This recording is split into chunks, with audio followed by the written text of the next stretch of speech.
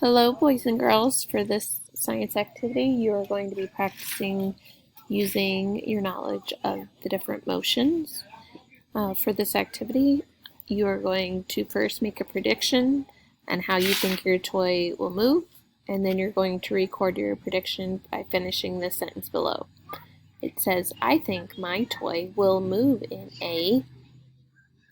So on this line, you're going to fill in a word to describe how you think your toy will move. Once you have recorded your prediction on the motion that you think your car will move, you're going to get your materials. You're going to need the rope or string, whatever your teacher has in your room, and then one of the toys that they are supplying for this activity. You're going to use it to follow the path that you make with your string. So your teacher might have a toy car, a ball, or something else that has wheels or rolls. So now, what you're going to do, you're going to take the string or rope and you're going to make a straight line on the ground using that string or rope.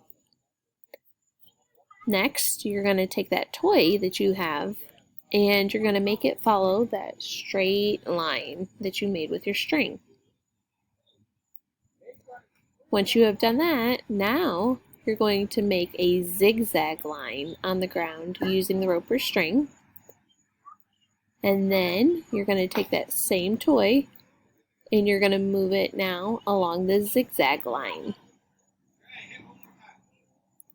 Once you have explored using the toys along the straight and zigzag line, you're going to record in the boxes and draw a picture of what you did in part 1 and then what you did in part 2.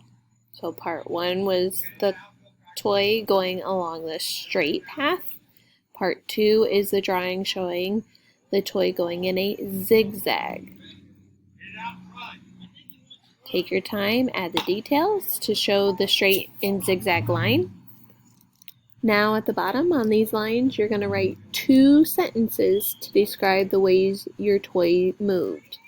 So be sure to use those words that tell the different motions. Did it move in a straight line? Did it move zigzag? Did it go round and round?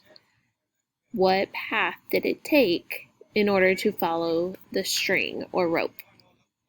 Be sure to use your good writer checks when you're writing these sentences. Check for capital letters, finger spaces, writing your letters neatly on the line, and then your end marks.